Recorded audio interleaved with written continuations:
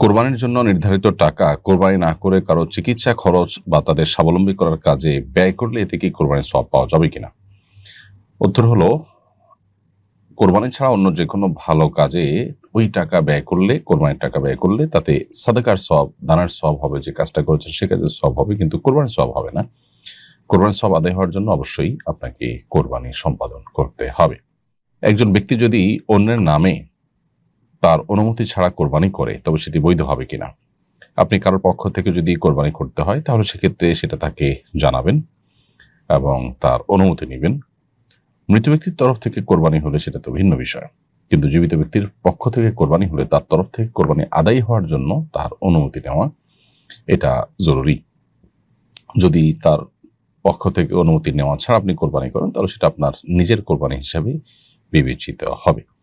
তবে স্ত্রী বা সন্তান তাদের পক্ষ থেকে কোরবানি করলে, পরিবারের সদস্যদের তরফ থেকে কোরবানি করলে, কোরবানি অনুমতি ছাড়া করলেও হয়ে যাবে। কোরবানি ওয়াজিব ছেলের উপর, কিন্তু বাবার সম্মানার্থে ছেলে বাবার পক্ষ থেকে কোরবানি করলে জায়েজ হবে কিনা? কোরবানি যেহেতু আর্থিক ইবাদত, যার অর্থ আছে, যার সচ্ছলতা আছে, নেশা পরিমাণ সম্পদ আছে, তার উপর এটি আবশ্যক হবে, বর্তাবে। ছেলে সচ্ছল হওয়ার কারণে তার উপরে কোরবানি বর্তাবে হবে। বাবা যদি সচ্ছল না হন, তাহলে সেক্ষেত্রে বাবার উপর কোরবানি বর্তাবে না। এখানে রেসপেক্ট করা বা সম্মান দেখানোর কিছু নেই।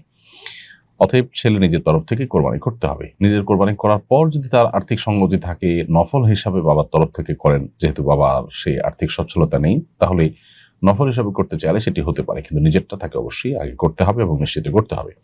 নিজের কোরবানি বাদ দিয়ে বাবাকে খুশি করার জন্য বা বাবার সম্মানার্থে বাবার তরফ থেকে যদি কোরবানি করেন, তাতে বাবা নফল কোরবানির সওয়াব হয়তো পেয়ে যাবেন, কিন্তু ছেলের যে ওয়াজিব কোরবানি বা আবশ্যিক কোরবানি সেটি কিন্তু আদায় হবে না, যার ফলশ্রুতিতে ছেলে কিন্তু গুনাহগার হবেন।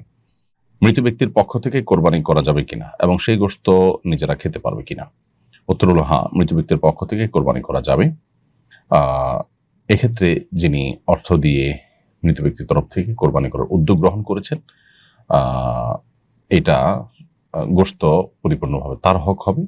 তিনি নিজের গোশতের মধ্যে যেরকম 3 ভাগ করতেন মুস্তাহাব হিসাবে, সেটি করতে পারেন, তার কম বেশি করতে পারেন, এটি একান্ত তার হক। আর যিনি কোরবানি করেছেন, কোরবানিটা তার পক্ষ থেকেই হবে। মৃত ব্যক্তির তরফ থেকে করার কারণেই মৃত ব্যক্তিকে আল্লাহ তাআলা কোরবানির সওয়াব দান করবেন। আর এই বিষয়টি আলী রাদিয়াল্লাহু তাআলা আনহু থেকে, বিভিন্ন সাহাবীদের থেকে প্রমাণিত রয়েছে, বর্ণিত রয়েছে। অনেক উলামা ইকরাম, বিশেষ করে সৌদি আরব উলামা ইকরাম, তারা অবশ্যই এই ক্ষেত্রে ভিন্ন কথা বলেন। তারা বলেন যে মৃত ব্যক্তির তরফ থেকে কোরবানি বিশুদ্ধ হবে, তবে তার জন্য জীবিতদের পক্ষ থেকে যে কোরবানি হবে তার সাথে মৃত ব্যক্তিদেরকে ইনক্লুড করে কোরবানি করা যেতে পারে। অর্থাৎ আপনি একটা গরুতে আপনার জন্য কোরবানি করছেন, পাশাপাশি কোনো মৃত আপনার আত্মীয় স্বজন বা মৃত কোনো ব্যক্তিকে, তার নামও সেখানে সামিল করলেন। তারা সেটাকে শর্ত জুড়ে দেন যে জীবিত ব্যক্তির সাথে মিলিয়ে মৃত ব্যক্তির কোরবানি করা যাবে। যদিও সাহাবা ইকরাম থেকে সাধারণভাবেই মৃত ব্যক্তির তরফ থেকে কোরবানি করার বিষয়টি প্রমাণিত বা বর্ণিত রয়েছে। কোরবানি পশু কেনার পর কেউ যদি মৃত্যুবরণ করে, তাহলে তার নামে কোরবানি করা কি ওয়ারিসদের জন্য আবশ্যক হয়ে যাবে? কেউ কোরবানি পশু কিনেছেন, কিন্তু কোরবানি পশু দিয়ে কোরবানি করার আগে তিনি দুনিয়া থেকে চলে গেছেন, তাহলে সেই পশু দিয়ে কোরবানি করাটা ওয়ারিসদের জন্য আবশ্যক হবে না। কোরবানির এখনো সময় শেষ হয়ে যায়নি, তার আগে তিনি মারা গেছেন। এরকমটি হলে সেই পশুটা ওয়ারিসদের মালিকানায় প্রবেশ করবে, মৃত ব্যক্তির অন্যান্য সম্পদের সাথে এটাকেও যুক্ত করে ওয়ারিসদের মধ্যে মিরাস হিসাবে বন্টন হবে। অর্থাৎ ওয়ারিসদের জন্য এই কোরবানির করাটা, এই পশু কোরবানি করাটা আবশ্যক নয়। তবে যদি ওয়ারিসরা মৃত ব্যক্তির তরফ থেকে ওই পশুকে সবাই সম্মিলিতভাবে সিদ্ধান্ত নিয়ে কোরবানি করার নিয়ত করেন যে আমরা সবাই আমাদের তরফ থেকেই, যেহেতু তারা মালিক এখন, তাদের অনুমোদনটা এখানে গুরুত্বপূর্ণ। মানুষ মারা যাওয়ার সঙ্গে সঙ্গে তার সম্পদ আর তার মালিকানায় থাকে না, বিধায় ওয়ারিসরা যদি সবাই মিলে সম্মত হয়ে তাদের সবার উদ্যোগে সে পশু মৃত ব্যক্তির তরফ থেকে কোরবানি করতে চান, সেটা ভিন্ন কথা, জায়েজ হবে।